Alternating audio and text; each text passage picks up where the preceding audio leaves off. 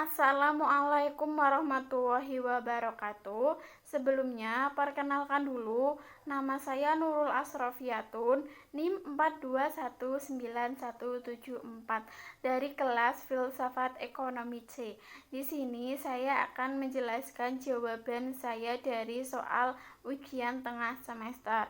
Yang pertama, bagaimana menurut Anda mengenai tauhid sebagai fondasi utama ekonomi Islam? Menurut saya, fondasi utama dari ekonomi Islam atau fondasi utama dari ajaran Islam adalah tauhid.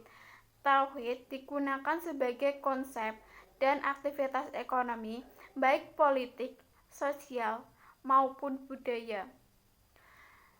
Dalam Al-Quran disebutkan bahwa tauhid merupakan filsafat fundamental dari ekonomi Islam. Dalam konteks ekonomi, tauhid berimplikasi adanya kemestian setiap kegiatan ekonomi yang sudah ditentukan oleh ajaran-ajaran Allah, serta menggunakan cara-cara yang sudah ditentukan oleh Allah. Dalam hal tersebut, maka kegiatan ekonomi Islam ini akan bertujuan untuk ketakwaan Allah. Nomor 2. Apa itu ontologi, epistemologi, dan aksiologi, dan apa kaitan ketiganya itu dengan ekonomi Islam?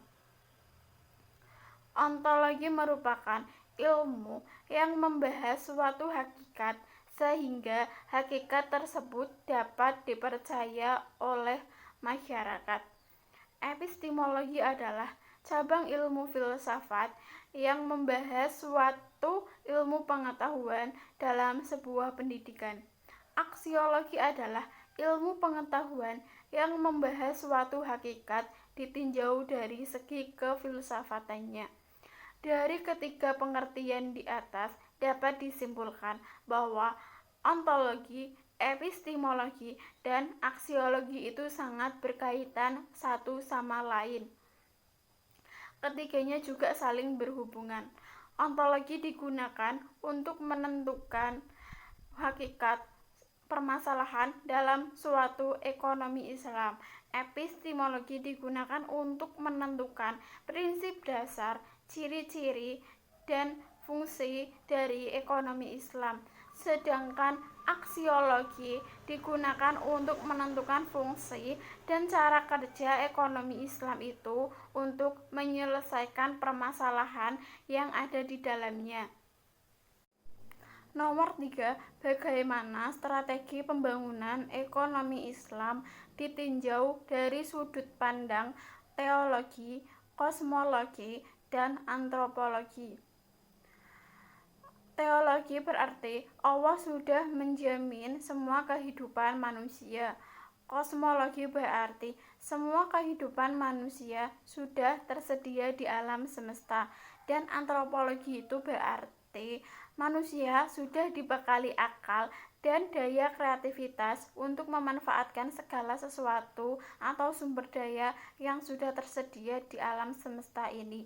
Ketiganya harus menjadi tolak ukur strategi pembangunan baik jangka panjang maupun jangka pendek berhubungan dengan Tuhan dengan melaksanakan sesuatu strategi pembangunan yang sudah direncanakan dan tidak melakukan sesuatu yang diharamkan oleh Allah. Alam juga menghasilkan efek dari kegiatan proses pembangunan ini, maka manusia juga harus mementingkan atau mengedepankan amdal. Manusia juga dibekali akal dan kreativitas untuk memanfaatkan atau mengelola sumber daya yang sudah tersedia di alam semesta untuk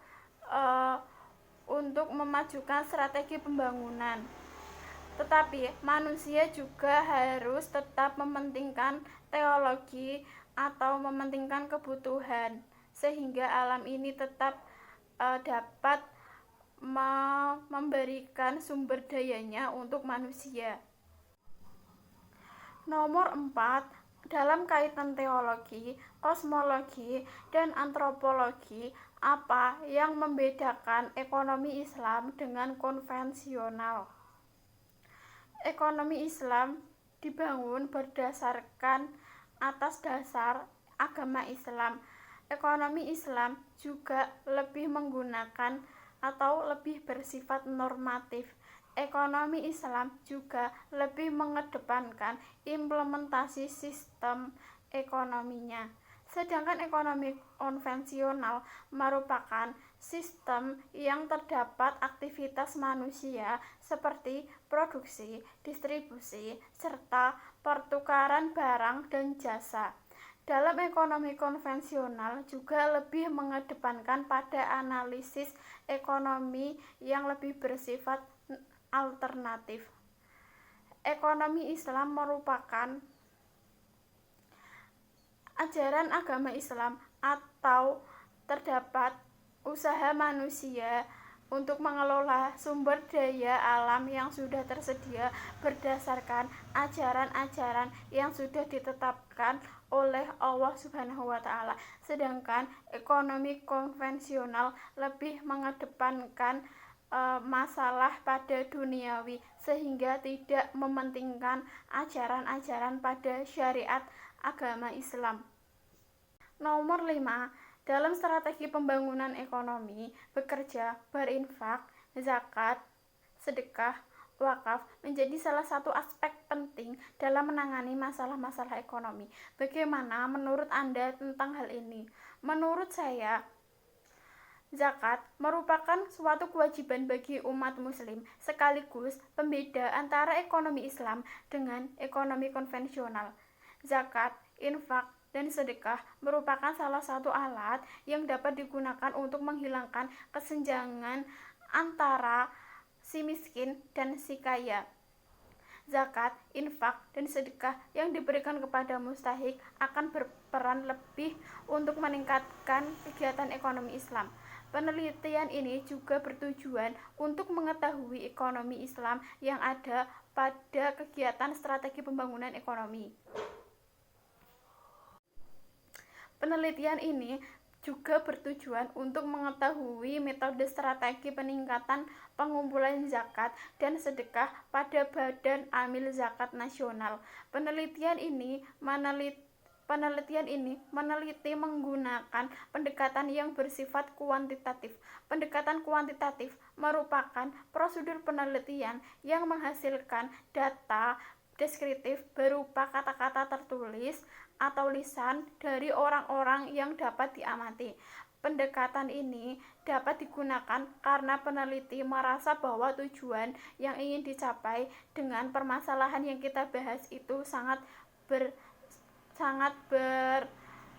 bertujuan atau memiliki tujuan yang sama, di mana peneliti membahas strategi peningkatan pengumpulan zakat, infak, sedekah pada Badan Amil Zakat dengan strategi pembangunan yang dilaksanakan.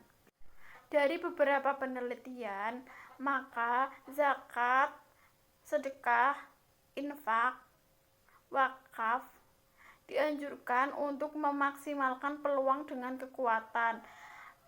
Badan Ekonomi Islam atau Amil Zakat juga disarankan untuk lebih mengedepankan antara zakat, sedekah, infak dengan strategi pembangunan supaya seimbang.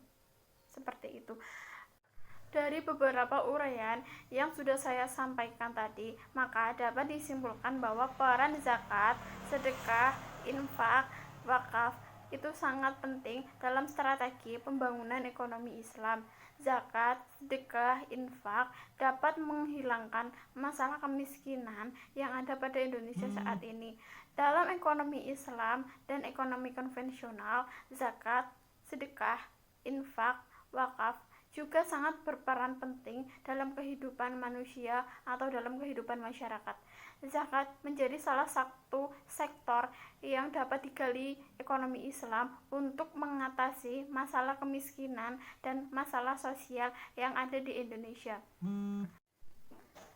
Sekian penjelasan jawaban dari saya. Kurang lebihnya saya mohon maaf. Saya akhiri dulu. Wassalamualaikum warahmatullahi wabarakatuh.